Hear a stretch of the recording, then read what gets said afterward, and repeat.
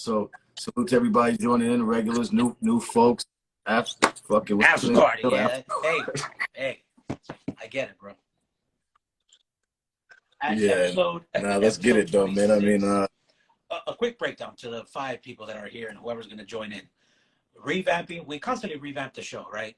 So today, this segment where we dive into the elements, we're calling it Back to Basics, right? So today, we're going to dive into the rap and graffiti portion of the elements of hip hop, right? And when we say rap, we can, I mean, really, out of all elements, rap is the one that can branch out into all sorts of shit. And as you will see today, so not necessarily saying, yo, we're going to talk about rap music, but we could talk about an MC, a certain part of album, whatever, just a bunch of different shit. And that's what we're going to dive into today. So episode 26 of the After Party, Back to the Basics is the segment. And we'll jump right the fuck in. I don't know if you want to start. I'll start, whatever the fuck. yeah, let's jump into it, man. And just a quick add-on is that, you know, for the regulars, know that we were doing the elements every single week. And so we kind of switched it up. We're doing it pretty much monthly now. And so it's been a minute since we've done these actually. So yeah, let's get into the rap shit. I'll pin the comment here. Rap MC, whatever. So. I'll pin it. You pin it. Once again, y'all, we appreciate you coming on. If you like the discussion, you guys can always tap in. Let's just keep it on subject. We're not about, hey, listen to my music, or we try to stay on point, and you know, keep it down. Yeah. So the first one I'll get into, man, I've been thinking about this, and we talked about it briefly a little bit. Is that thinking about MCs that were really talented that didn't blow up, and just kind of just a general discussion as far as like, I mean, there's always reasons why. I always want to point that out. You know, like there's always a reason why. I mean, look at our shit. Somebody may have been locked up. Record label fuckery all day long. Right. So, but I'll just see who, you know, we can talk about for a few minutes, like who was super talented that you thought was going to be bigger. And someone mentioned cannabis. We could start there. I mean, I feel like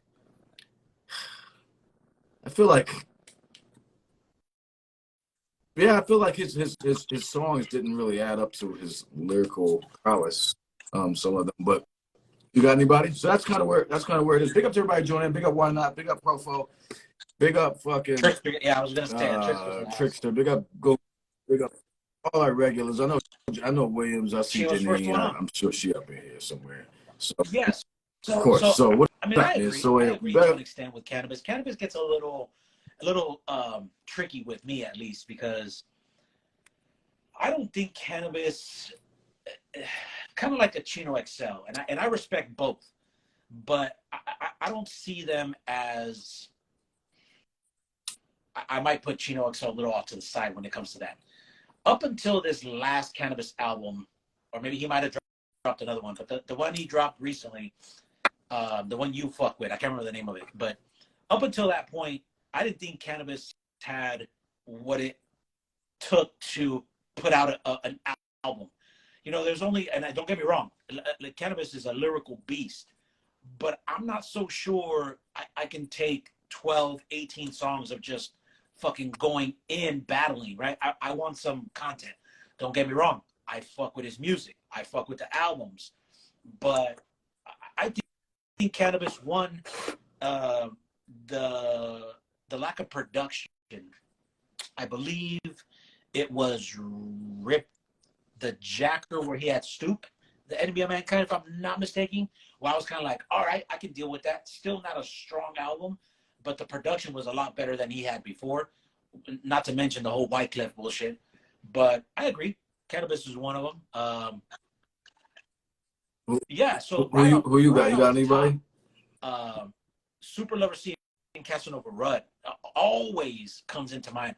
I think just lyrically, I thought when I heard them do the James, Girls That Got 'Em Locked. I mean, just the lyrical approach there. I thought it was going to be a lot bigger, and unfortunately, it wasn't. I mean, I can bump it and I can tell you word for word their songs and bust out the tapes, but I thought it was going to be bigger than it was. I can see that, but particularly consider I felt lyrically, Super Level C was ahead of his time. I mean, for some '88 shit. I mean, he was flames on Bro, yes. I mean, like from that flow, right? I just posted this actually. I got D Nice. Oh shit. So, for me, I was a huge BDP fan, right? So Kenny Parker, I mean, with the whole squad, fucking ICU, everybody. I was like into the whole shit. And D Nice, to me, the joints he put out, I don't know if I got his album. He did soundtrack to Glory, one of the joints on there. That shit was dope. The video was dope. That Call Me D Nice to me is a fucking I love that shit. And I love Crumbs on the Table. And to me, his lyrics, his skill set, after I heard Call Me D Nice, I could have sworn that he was going to take off. I was like, this dude is dope. Like, I mean, and I thought he was going to take off on a rap level. He clearly took off. COVID helped his ass out big time. You know what I'm saying? Like, D Nice, real quick. D Nice, I mean, I'm sure that maybe I know there's others. D Nice had probably one of the biggest come ups due to COVID that I can think of. COVID, fucking what COVID? That shit was. Yeah. I agree with you. Here, I want to mention this before we move forward to that. Because just with D Nice, right? D Nice is not just an MC or a producer. He's just an all-around artist, right? He produced Self Destruction. I mean, several production credits. MC. Is it? Can we say where, like in this particular case, let's just say, can it be where someone doesn't blow up lyrically as an MC? Kind of like let's say Lord Finesse. Lord Finesse has bars, right? But his production is, I mean, top notch as well. Could it be one of those where they didn't blow up as an MC because they were doing more of the boards and the production for other people, and they kind of clicked on that? He would say that. Yeah, I certainly would say that. And he's also an awesome photographer as well. So I mean, like, he's just a talented person. So I mean, the it's like, Dion playing baseball and shit. You know what I mean? Like it's like, all right, I'll do this. Okay, now I'll go run track. Okay, I'll go, So he was just that good. So yeah, so we could actually probably be on this topic all day. I realize. So but yeah, I thought it was a pretty interesting thing. I was just thinking about it. There's always a reason, you know what I mean? And it's always, and particularly back in the day, the shit was so kind of, to me, it was cutthroat. So you got to have some luck too. You know what I mean? It's not so much just luck. Knowing somebody just shopping your record, right? Like, people, the early, You if you look at Craig right Mack, out of my mouth. I mean, just being in the right, like getting this shit to Puffy. He wasn't even about Puffy's type shit, but Yeah. shit, I mean, yeah, So- you're right. We could talk about this. Yeah. I mean, and maybe we could come back to it, right? I mean, we can kind of get a list going, because I'm sure once we start thinking about it, I can, as a group, I can say even like a Freestyle Fellowship. I don't know if you rock with them as much, but when they got on, when they got signed to a label, and they're about to tour, so Jupiter got locked up, and because of it, they didn't tour. Because of it, they didn't. I mean, they got signed to a major label. Now, people can say like, oh, they probably wouldn't have blown up as much anyways, because anybody could get signed and bomb. But they're underground legends, and could have been that because they didn't tour because of one person being locked up, like you said earlier, is it now not as big as it could have been? So we could talk all that shit all day. Changes the whole game. Changes the whole game. Yeah. So what you got for the MC for rap? I always like to start, and I didn't, but I always like to start to kind of give a breakdown of what I'm listening to. I'm telling you, there's little pockets of time where it's like, you know, now I'm listening to this and I get into 3-4, you know, weeks of, you know, listening to an artist or a group and whatever branches out of that, right? So a couple of weeks ago, I was into the Roots, kind of evaluating their albums and kind of like, oh, I used to like Philadelphia. Now I'm kind of like, maybe I'm gonna go towards whatever, right? And then through that, I got into not into, but re-evaluating kind of like the Black Star, Reflection Eternal, Talib, I guess you could say, right? And why do I say that? Because my topic for rap is asshole artists that have dope music. Kind of more so as like, shit, either you were an asshole to me, you said some foul shit, and we'll get into detail, but there's no denying the dope content that you either have put out before historically or continue to put out. And Talib is one of them, right? My respects to whatever Talib has done. I don't really want to get into as to why I don't fuck with him anymore. People already know, especially West Coast underground heads. But I think it's funny, right? And I'm sure there's people you like, even with Huss, how you say like merch wise, you know, you don't fuck with his merch, but it's like his music is fucking fire. Like you can't just not fuck with it. So is there, since you've asked me about the MCs that didn't blow up, is there an artist that you can say like, and I can think of one that you might say that you don't fuck with anymore for whatever reason, but you just can't deny the fact that they have dope shit? How much time you got? Like, motherfucker, like, having been an industry.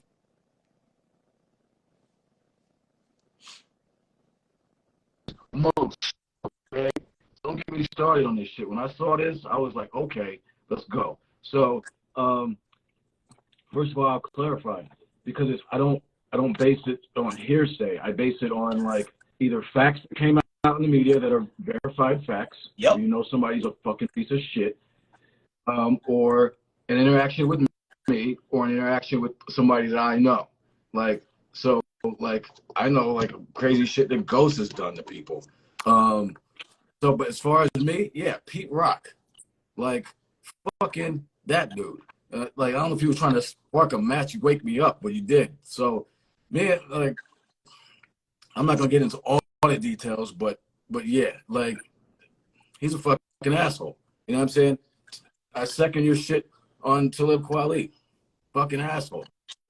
I mean, I'll tell you, he's a race baiting instigator. That's what he does. Like, he sets people up on some race shit.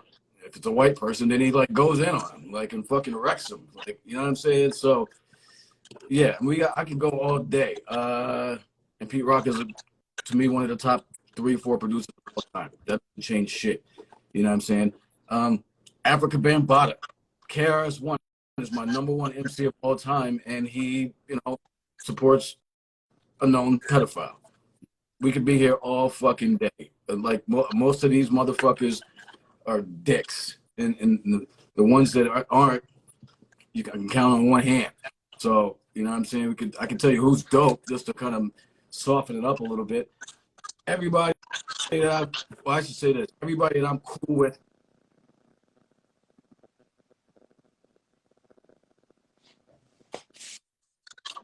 fucking solid people, dope people, good people. I consider them friends, and I consider them like good people. Elderson, good people. Apathy, good people.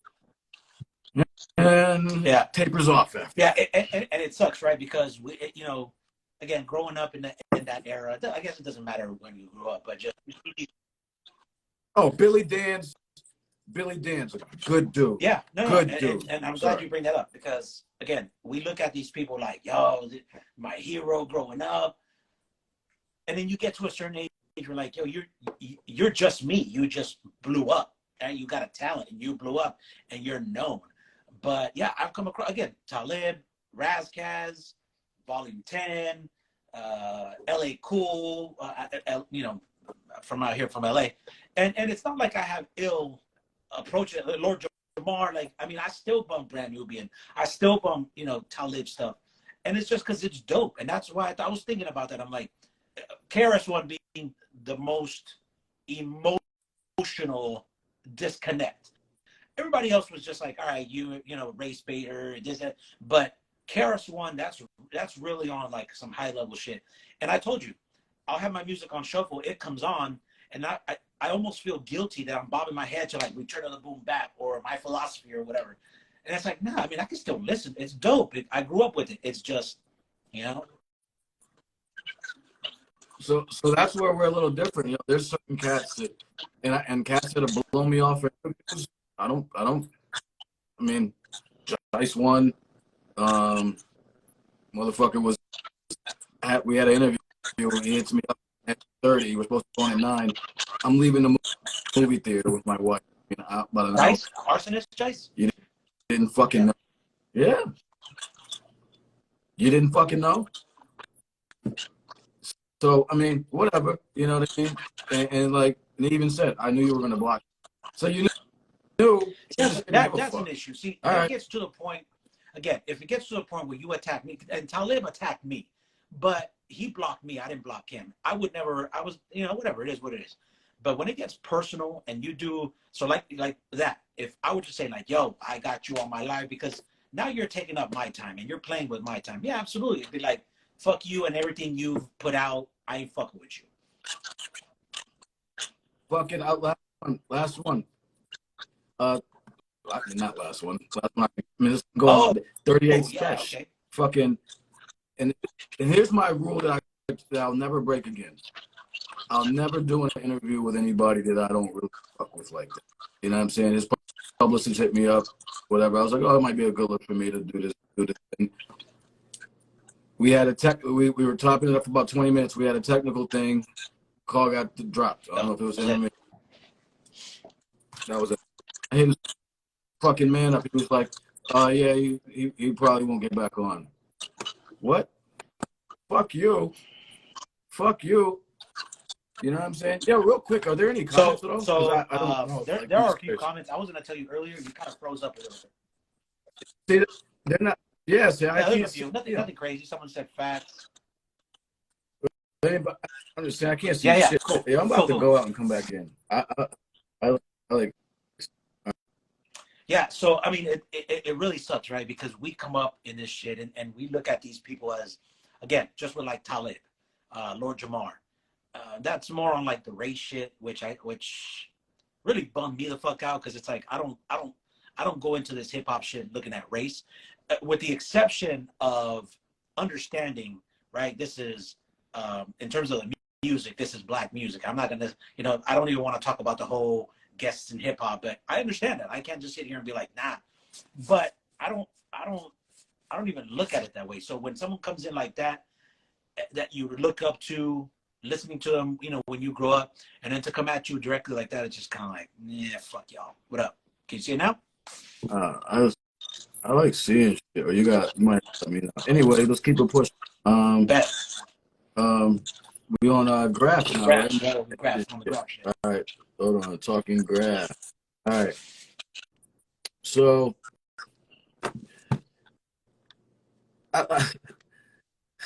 social media has impacted a lot of people and impacted all of us and changed how we do it. And I always say that everybody on Instagram, on social media is front to some degree. We just are. It's just to what degree, what bullshit are we putting? Like, we're giving people our best shit. Even if it's our worst shit, it's the attention grabbing shit, right? So I'm like, it's just counterintuitive to graffiti because graffiti is some ninja shit, some clandestine, some covert DL, like black hoodies, masks, and just seeing people seeing the videos now of people having, and there were always graffiti. I mean, there were, but like, just you're doing some ill ass crazy grow up somewhere. hard to reach spot, hand off a thing, totally legal, fucked up. And having somebody film you and posting it. The whole shit is crazy. And then I see like it's just even mind-boggling to see like sponsorship like can companies and stuff. And I'm like, I guess that's good. I mean, I don't know, like it's strange, man, how commercialized the underground act of graffiti has become. Like it's I don't know. It's just weird. I can't even find the right word. You know what I'm saying? And that it's like I still don't see no comment. I don't like this. Oh, yo, pin the comment if you don't mind. No, it's pinned. The graph one? Yeah. And then the homie Goomson just said, connection is mad shitty. I don't know if it's like, I'm assuming it's going to be mine because I can hear you fine. I don't know. I mean, I can hear you. I can hear you fine. All right. Well, anyway, I'll keep going. It's just kind of wild to me to see the sponsorship.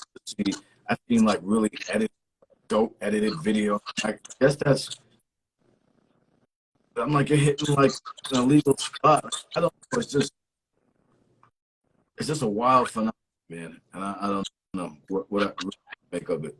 So I mean, I've learned to approach, especially graffiti. I've learned to approach it a few different ways. I understand with graffiti, there's probably 3 different types of graph, right? You got your fuck the system, all out vandalism, fuck a permission wall, fuck a Montana can, like I'm just gonna bomb, right? That type of shit. Then you got the graffiti writers that want to post on social media, which is fine. None of them are better or worse. I'm just bringing it up, right? It's the social media. I busted this piece, not showing their faces, just pieces here and there. The graffiti writers, graffiti artists. And then you got the main dudes that are getting sponsored. Doesn't matter if you see my face, right? So there's a division, or not even a division. There's a disconnect or a different pathway when it comes to graffiti. Because I'm with you. Like, how is it that people are getting sponsored, and especially with graffiti? I get it with the b-boy shit. I get it with the DJ shit because there's tools involved. And even though with graffiti you got your cans and all that shit, we come from a different era. It's one of these, like you said, this is on the DL. This is get in, get out before even somebody even knows that you're there. So it's kind of hard even years later, to understand that, someone's getting a graffiti bomber.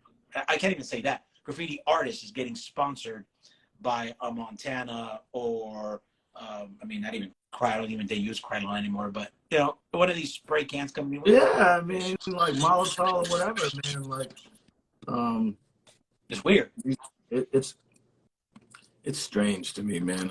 I just don't understand it really. I guess even if you were getting like free cans from one of these companies, like it would be, like, it would just still be on the low, like some published joint. I mean, some like I don't know. It's strange to me, man. And I'm not against like the commercial, like making money off graphics. I mean, we had a dope interview with Trickster still on here, but he was talked about it. He went into the graphic design. It's a natural. I also went to school for graphic design. It's a natural marriage, right? So letters, typography, sign making. I mean, so you see people. It makes sense to a certain degree. Cause took it a completely different way. You know what I mean? Big up to him. Look, I mean, I ain't mad. That's dope. He still makes. I love his work, man. It's ill. But so I'm not against it making money or anything. It's almost. I guess it's weird when it still looks like you're doing illegal, and it's the sponsorships there. Like, I'm like, yeah, that's weird. It's like when skate companies have like teams of skaters and shit on their team, like DC or whatever. So that's where it's just to me. We're like, you're still kind of doing illegal. I seen a kid, yo, Philly dude, get up, hitting peace, doing crazy illegal, rocking his own merch. What is fucking?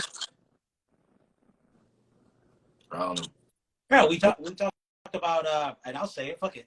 We talk about Chaka.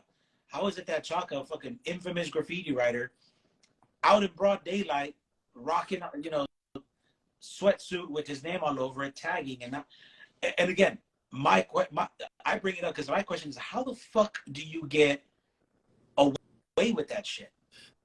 That's a whole nother. Yeah, I've been wondering that. I mean, you're tagging like traffic, like highway signs too and shit, like city property and all that shit.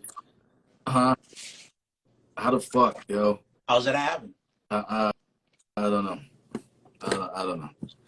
So anyway, that's my little there. So segue. Okay, so you're talking about, someone said, it's the elements, and you get to the point where you have to make profit because again, I know you said that you had to stop doing the bombing shit because you got knocked a couple of times. I got to the point where I was my girl, and kind of get into that more of adult, and I know that shit wasn't gonna spell success anywhere down the line. Mind you, it was to the point where someone was like, "Yo, do you and your friends do a piece on this restaurant we have?" I've said the story plenty of times, and we're like, "Fuck that! It's all about bombing, blah blah blah." Right? My graph topic or question is, and discussion rather, making money off of graffiti, right? Because you can't be, or you can, but 40-something years old trying to hit spots, right? One thing is you catch a tag, and we've done it, right? But talk like really bombing. You're 40-something years old, you got a job, or maybe not, but like, is there, hip hop is the only one that has age limits, right? Oh, this MC is too old, he shouldn't be rhyming. Graffiti wise, I mean, it gets to the point where like you're obviously artistic, you have talent with the cans, with the art, all that. I'm assuming a good percentage of graffiti writers at some point say, you know what, I'm done with this shit. I'm still talented, but I'm going to use this to go to the digital, graphic design, or either doing designs for MC, still within the hip hop, but make the money. Age limit in graffiti. Or do you see, and what is it? Or maybe not. I mean, so here's my take on it. If I don't think there's an age limit on anything as long as you're still good at it.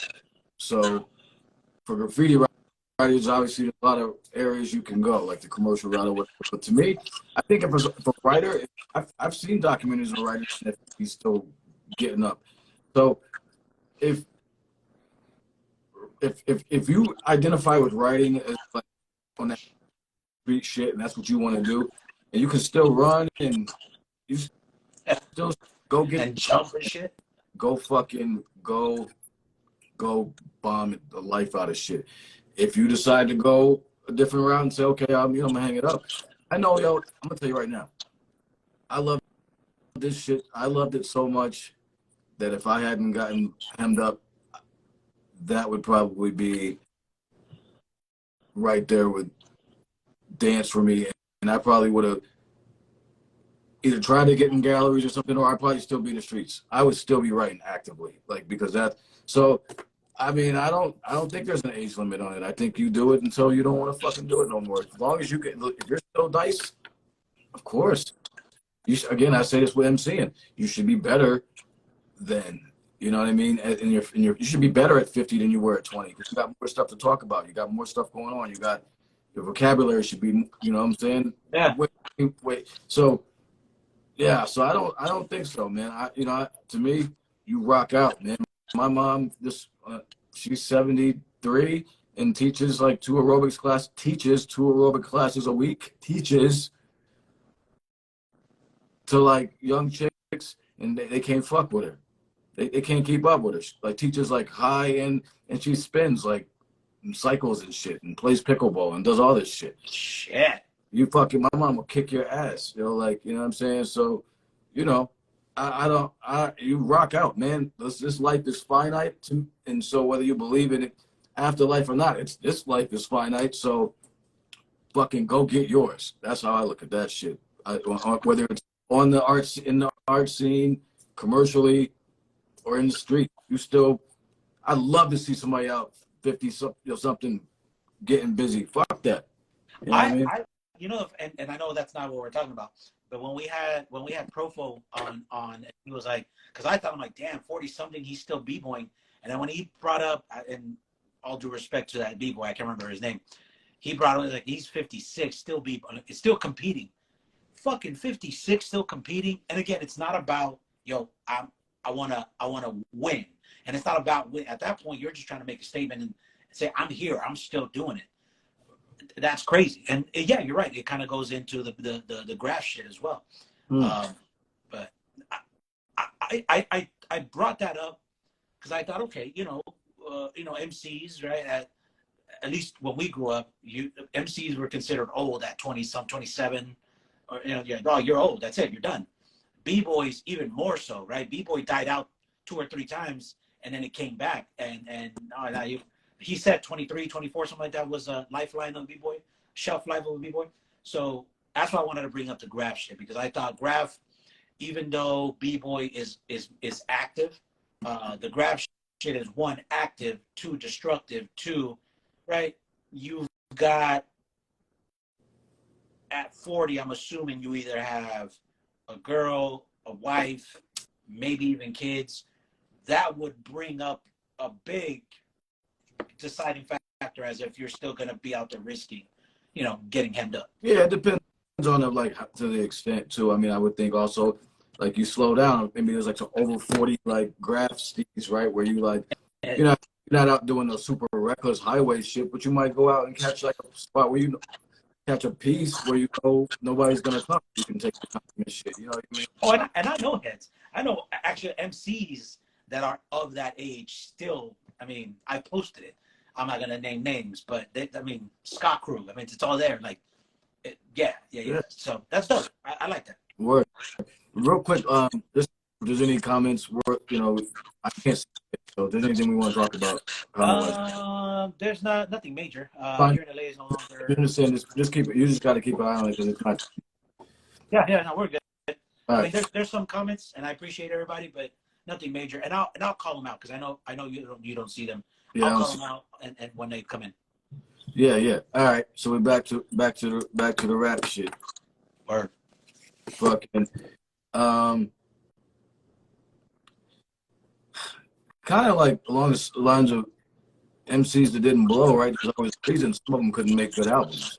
And I think there's a lot to be said for being able to make a good album. Or first of all, good song, absolutely. Being able to rap, like,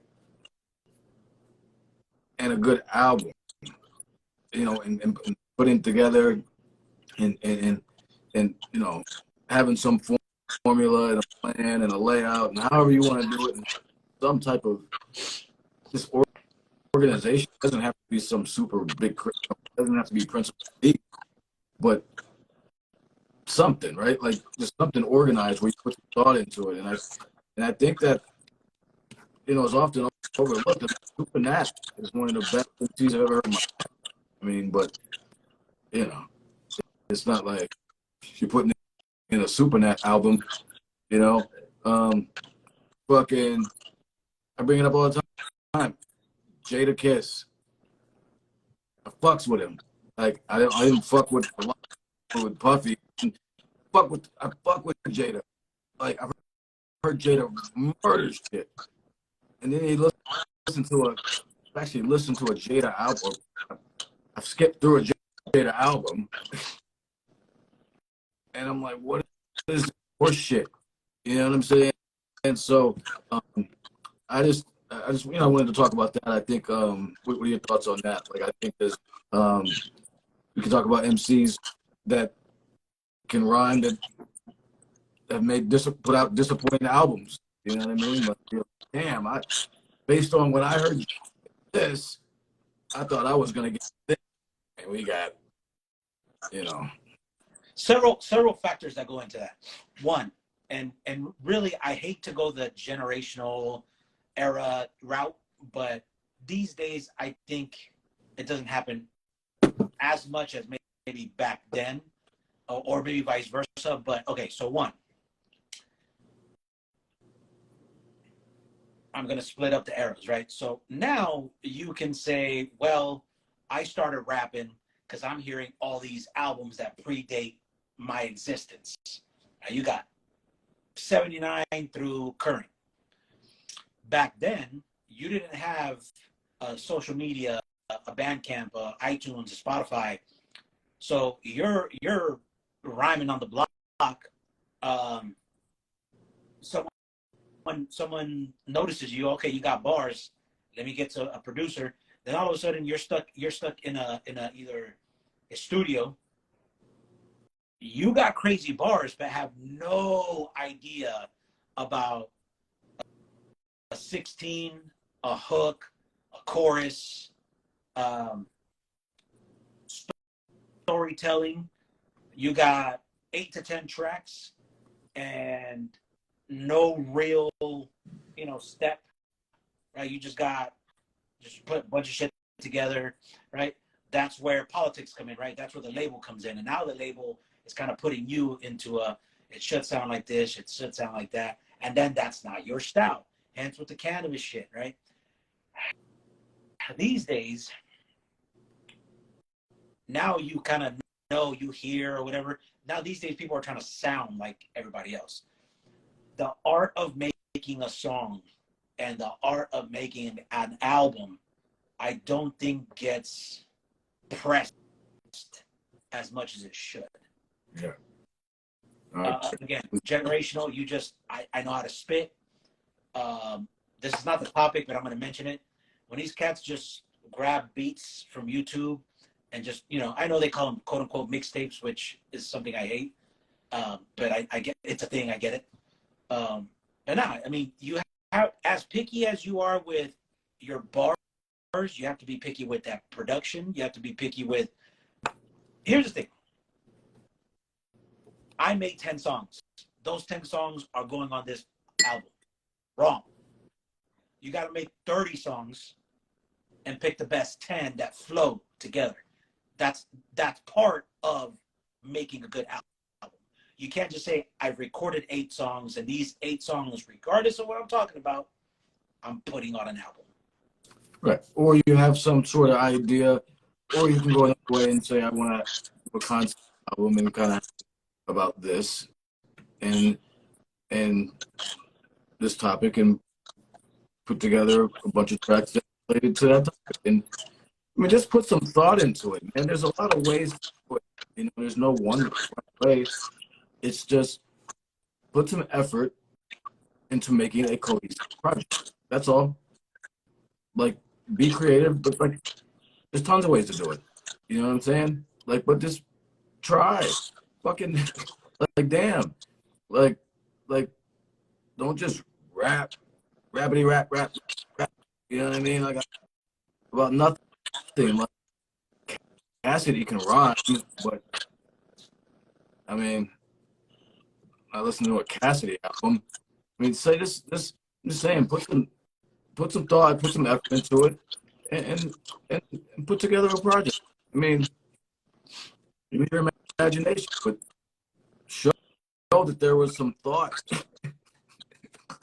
Well, and you got artists. I'm kind of drawing a blank right now, but you got artists that their first album is just like, all right, it's just an album, whatever. It's really their second album after they've been pushed into what? Oh shit, I kind of know okay, with us, we see an album and we think, okay, an album got dropped, not knowing that album took a year, 2 years, or whatever it is to put together. So that's 2 years in, and then whatever that album did or didn't do on charts and the reception of us as hip hop heads, I'd say that's 3.5 years, 4 years. Now you got 4 years under your belt as an artist. Understand, like, yo, I went to 2 years with this producer, A&R, blah, blah, blah. Now I kind of know what's going on. That second album, I'm gonna rock. And there's a lot of groups or artists that first album does nothing. Second album, they come back and it's like, yo, this is what we can fuck with. So it's just learning the ropes. It's a good point. That's a good point. And I'll say this before we switch again, or go to you. Is I think some artists also try to do too much on an album. And I feel like Jada's one of those artists. Like on his album, you have like super street shit, trap shit, features from like borderline mumble rap dudes to like all-time legends. I was just working. So I've heard albums where they start off pretty hard, right, on some street shit, and and then I'm kind of skimming through it, and it's always the common the last track of the album is always like a religious kind of happy, like, what the fuck, you just started off shooting off a gat, and you're gonna end the album with on some blessing shit. Like, come on, dude. And again, I mean, do one or the other, but it has to flow. People are gonna test you. Facts. Let's get to yours. I want to hear this one. Yes, and so really, it really is more. I want to pick your brain more than anything, because you brought it up, and I think it's. How can I say this?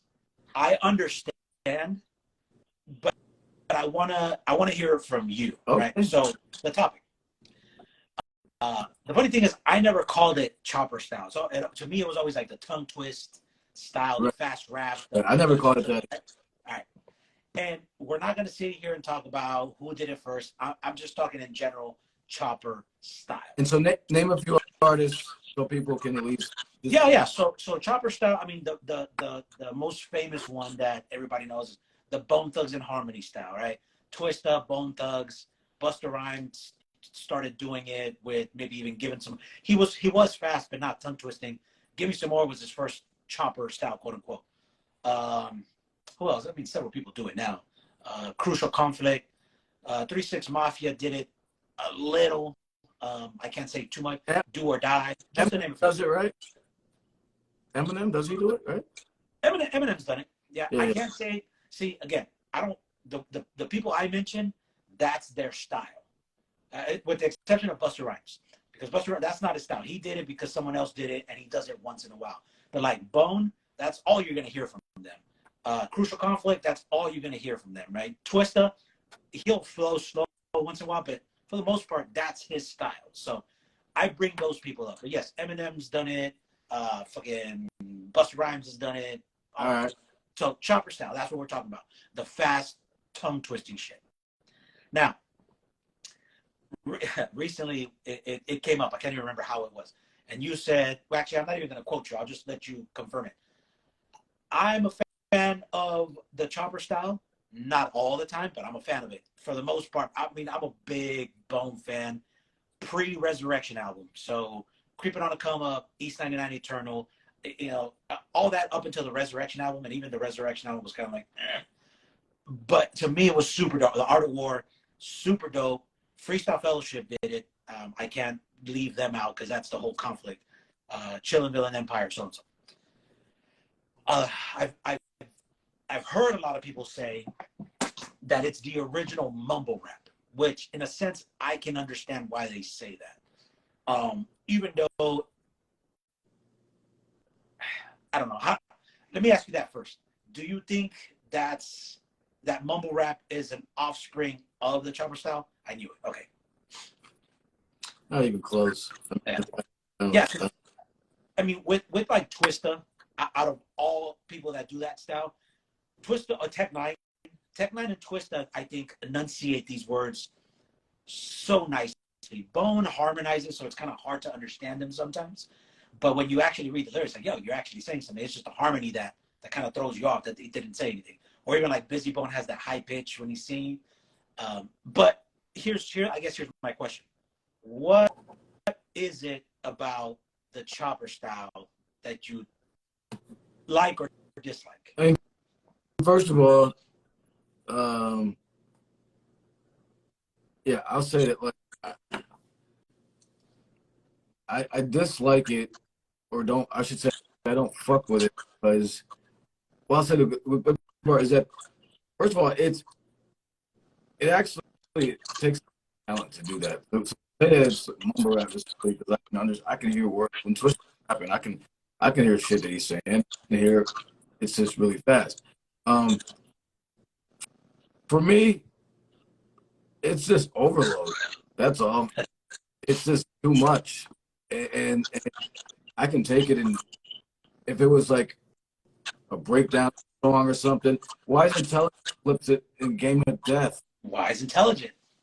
He does some crazy shit like, but it's like boom, and then he goes back.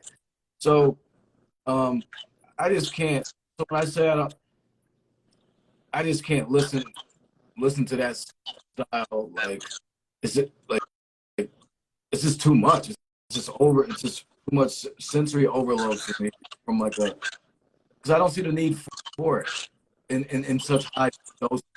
You know what I mean? I just like okay, sprinkle it in, but I can't do trap. Consistent.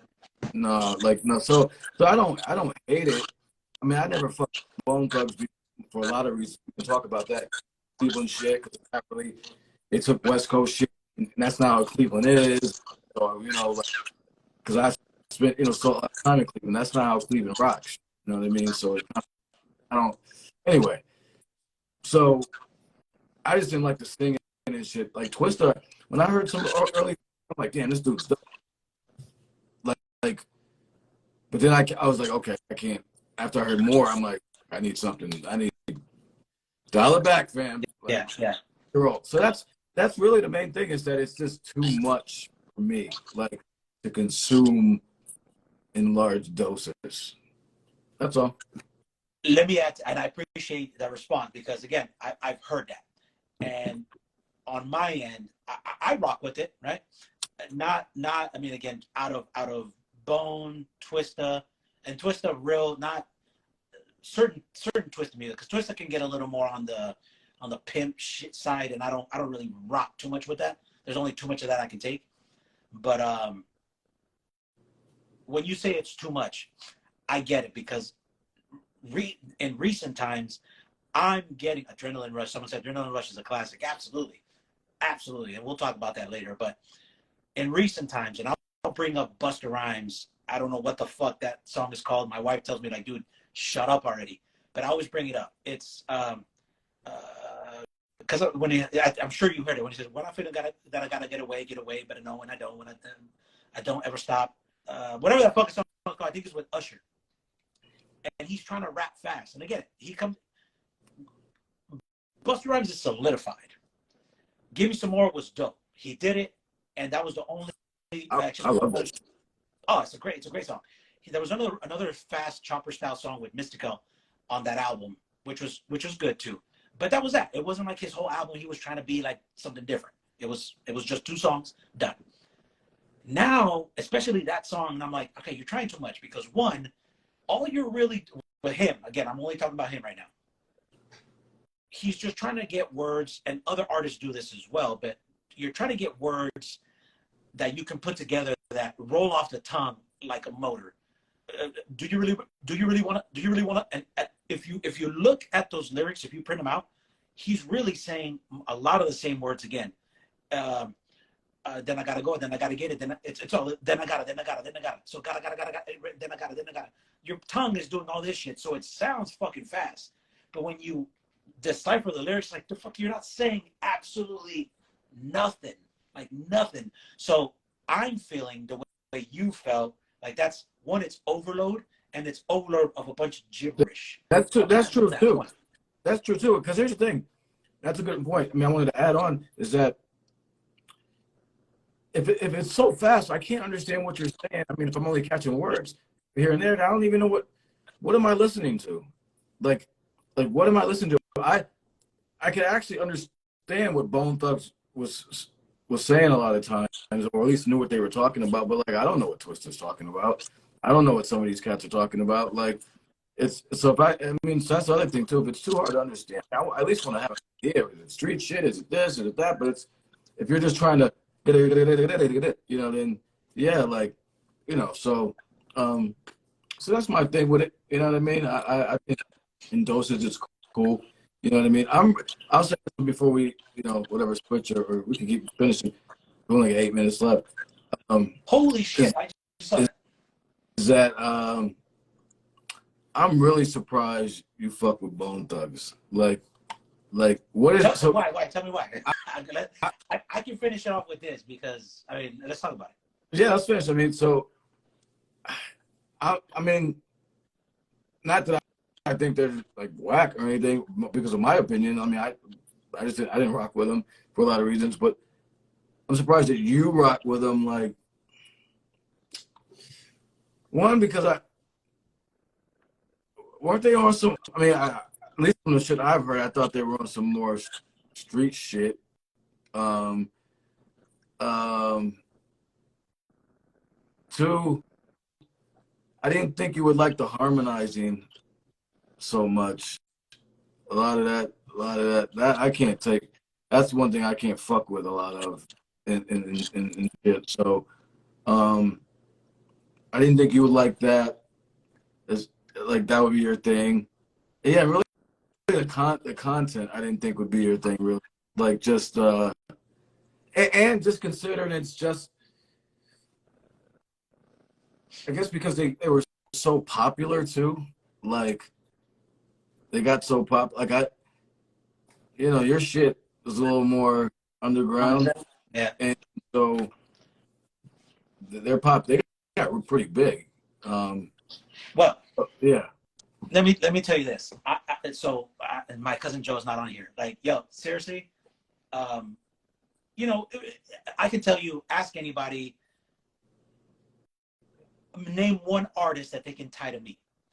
For the most part, everyone will say Bone Thugs and Harmony. what? Yeah. You know, they'll say Freestyle Fellowship, you know, BDP, Brand Nubian. But for the most part, ask my sister, ask my wife. I mean, Bone Thugs. And when we got into it, when me and my cousin got into it, I mean, bro, to the point where like even till this day, like he'll text me. I'm gonna be a little on the vulgar side if I can say, um, like I'll tell him like I'll text him like, bro, guess what I'm doing, and he'll be like, what? I'm like, I'm boning, and obviously that's like, what? Too much information? Nah, that means I'm on my bone shit. But when we got into it, these cats weren't a thing. Like we got into it super early on some creeping on a come. They blew up when the okay. So let me put it this way. When they really blew up, I mean, even first of the month was dope. But when they blew up on the second release of the song Crossroads. That's when Eazy-E passed away. There's 4 different versions of Crossroads. The first one, it was for like Wishbone's uncle, and you know, and it's a lot slower. And then that was pressed on the first pressing of the East 1990 Eternal album. And then Eazy-E passed away. They remixed Crossroads to the one that everybody knows now, and then put it out on the second pressing of that album. And that's when they blew up crazy style. My cousin Joe and I were already playing the shit out of Bone Thugs and Harmony. Now, my wife will say like, "Oh, anytime." I asked her the other day, "What Bone Thugs song reminds you of me?" She said Crossroads. I'm like, "That's the worst song to remember me by. I hate that fucking song." But when it came out, yeah, I was listening to it. But if you tell me what's my favorite song, Down 71 The Getaway. I don't expect you to know that. But yeah, I got it. My cousin Joe got into it before they blew up.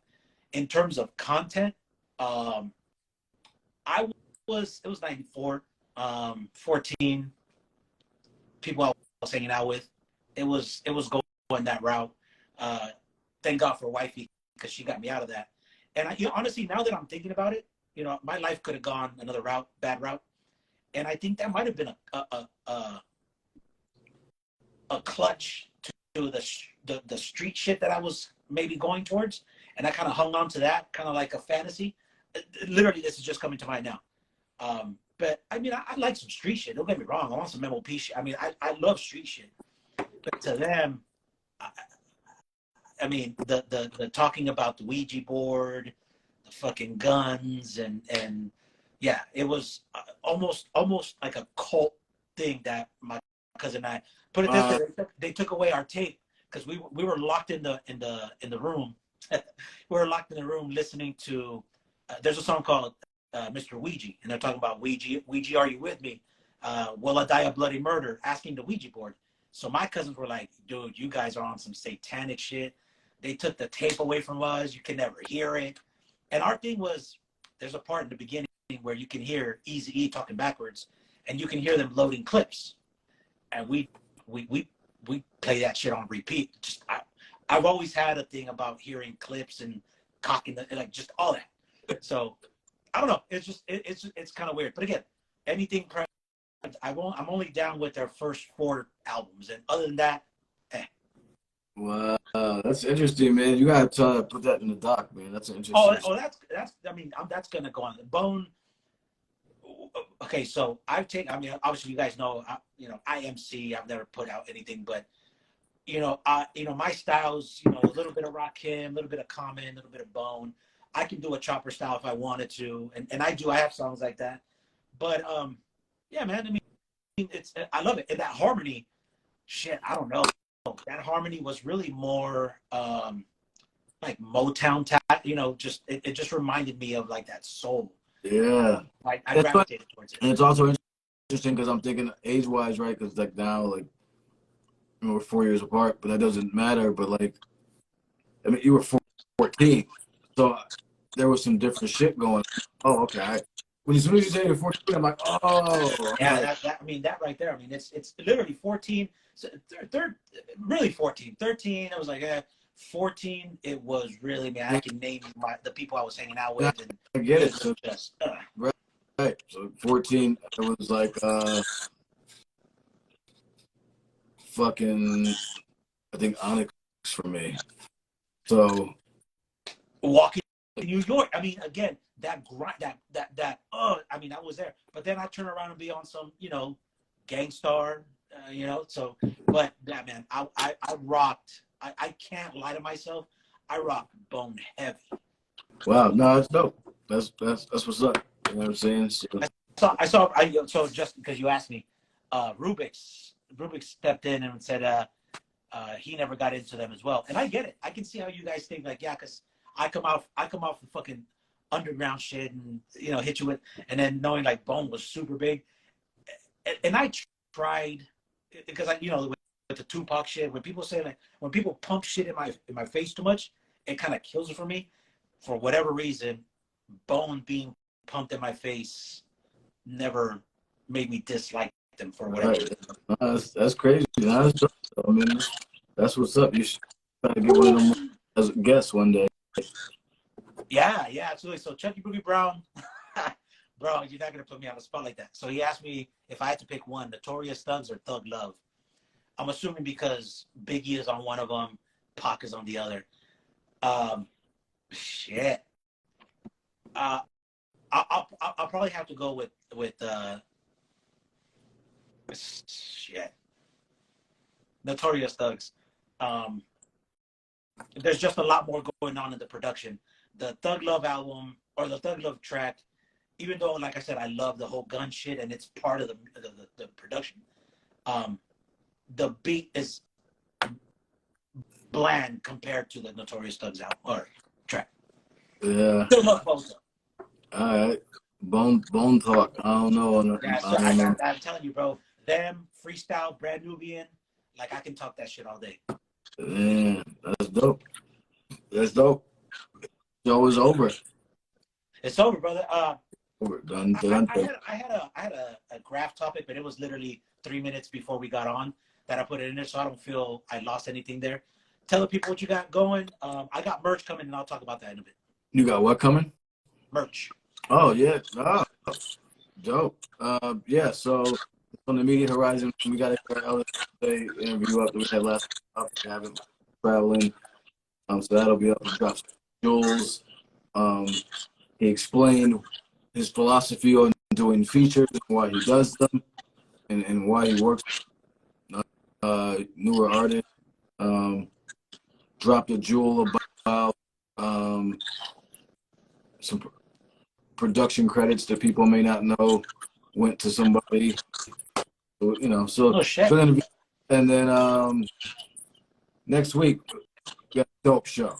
Next Wednesday, we got Breeze Brewing on talking hoops and hip hop, mostly hoops. He's a big basketball fan. We're talking NBA playoffs, probably talking to LSU, talking to Caitlin. And I caught the last one, but does he has a team, obviously, right? Who? Like he has a favorite team. A team. Oh, he's a Knicks. Yeah. Knicks. He's a Knicks. Yeah, he's a Knicks fan. So we're gonna talk some hoops. It's fun. Last time we were talking like best New York City point guard. Great. So, yeah. So good brother. So we're gonna have Breeze on Juggernauts. Yeah, and then we got our brother Jay coming up probably. So, yeah. What up? Show up. That's cool. Talk to us. You got merch. What's goody? Okay, hold on. You can't really see. I mean, the real design is on the back. I had these already pressed up, but it's Save the Hip Hop Culture. Just normal shit. The back though, and you can't see it, and I'll put a promo up. I only ran, I believe, 12 of these, and it's strictly for the b-boys. It's on some b-boy shit. I don't want to give it out too early. I might post it or post a teaser by Friday. But again, right? Save the Hip Hop Culture, just whatever font. But the back is really what has the design, and it's geared towards the b-boys. Now I'm gonna do b-girls too, but this is designed for the b-boys, and I'll put the image up later and put these up on the site. But I only ran 12 of them, so I got those coming, beanies and all that coming up too.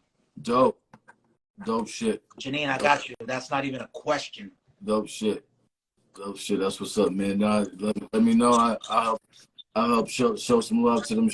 You know what I'm saying? Yeah, I'm gonna send you one. Yes. So. The other thing, we're 4 minutes out of our time. Next week, obviously, you got Breeze, you got Brother Jay. We have our new segment, which is the breakdown. What we're gonna do is we're gonna take two classic tracks each, and break it down. More information, obviously, I'll put it out, but we're gonna break it down into 3 topics, I guess: lyricism, production, and then impact. So we're gonna pick 2 each. That's a new segment. We're doing it the second Wednesday of the month. That's coming up next week. So just be posted, and it should be fun. Yeah, it's gonna be a fun one. I'm excited. There's a lot of dope to like really break down. I saw your list, bro. I saw your list. I'm like, yup. Oh, you saw? Okay, yeah. I put a bunch. So there's 3. We can talk off record, but there's 3 tabs: yours, mine, and then the tab that we're gonna do for that week. I already picked my 2. So yeah, I was just fucking hitting that L. I found myself having to go back to yours. I'm like, did he already pick? Oh, he picked it. Shit. Oh, he picked it. Shit. Yeah, I'm sure there's some crossover, but there's a lot of shit. So it'll be good. So yeah, just trying to keep it fresh, trying to keep it real, trying to keep it dope, man. So yeah. So all right, y'all. Appreciate everybody. I'll put this up on the YouTube. Working on the YouTube channel as well. Hit me up with any promo, brother, and I appreciate you getting on with me. Yeah, no doubt, man. So we pulled through. Let's pat on our backs. I feel completely different. I feel better. I'm glad to get it. You know what I'm saying? I'm seeing everybody joining. I couldn't see shit, but I'm saying glad we got it in. Fucking, that's the shit, yo. Like doing it when you don't want to do it. That's when it really fucking matters. You know what I'm saying? Like that means you really want to do it. Yeah, yeah. I know what comes out. Just push over that hurdle, and I feel you get over it. Like I forgot about what I was feeling 10, 15 minutes into the shit. Yeah, so yeah, so it wasn't like it wasn't all fucked up and tired. No, did we did this? So salute, man. Be good. Peace. Peace.